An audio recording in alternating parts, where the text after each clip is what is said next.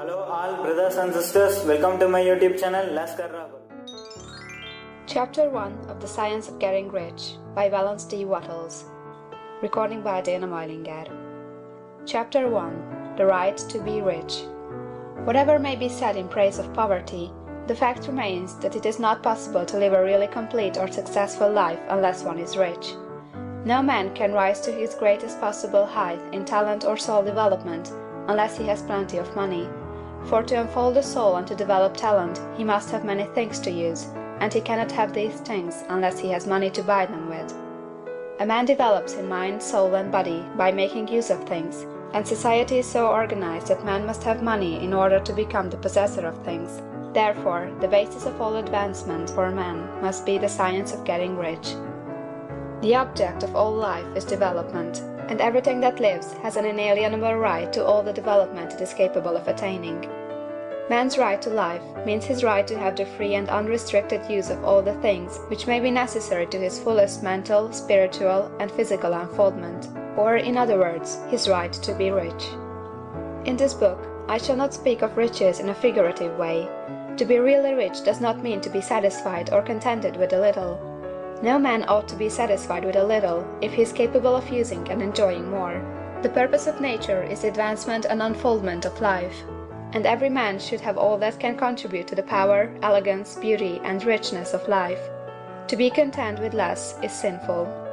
The man who owns all he wants for the living of all the life he is capable of living is rich, and no man who has not plenty of money can have all he wants. Life has advanced so far, and become so complex, that even the most ordinary man or woman requires a great amount of wealth in order to live in a manner that even approaches completeness. Every person naturally wants to become all that they are capable of becoming. This desire to realize innate possibilities is inherent in human nature. We cannot help wanting to be all that we can be. Success in life is becoming what you want to be. You can become what you want to be only by making use of things, and you can have the free use of things only as you become rich enough to buy them. To understand the science of getting rich is therefore the most essential of all knowledge. There is nothing wrong in wanting to get rich. The desire for riches is really the desire for a richer, fuller, and more abundant life, and that desire is praiseworthy. The man who does not desire to live more abundantly is abnormal, and so the man who does not desire to have money enough to buy all he wants is abnormal. There are three motives for which we live. We live for the body, we live for the mind, we live for the soul. No one of these is better or holier than the other. All are alike desirable, and no one of the three, body, mind, or soul, can live fully if either of the others is cut short of full life and expression. It is not right or noble to live only for the soul and deny mind or body, and it is wrong to live for the intellect and deny body or soul. We are all acquainted with the loathsome consequences of living for the body and denying both mind and soul, and we can see that real life means the complete expression of all that man can give forth through body, mind, and soul. Whatever he can say, no man can be really happy or satisfied unless his body is living fully in every function, and unless the same is true for his mind and his soul.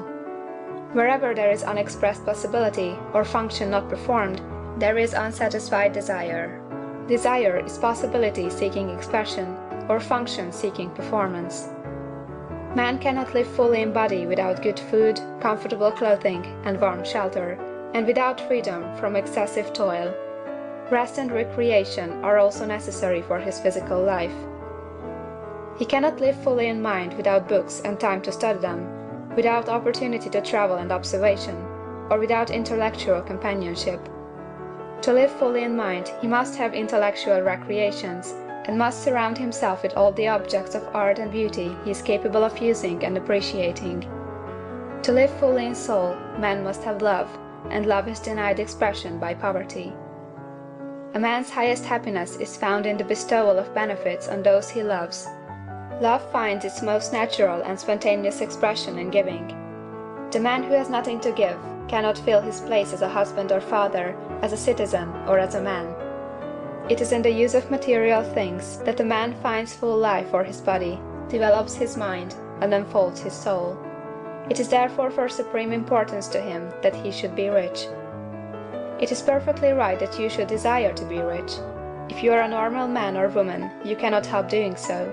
It is perfectly right that you should give your best attention to the science of getting rich, for it is the noblest and most necessary of all studies. If you neglect this study, you are derelict in your duty to yourself, to God and humanity, for you can render to God and humanity no greater service than to make the most of yourself. End of chapter 1.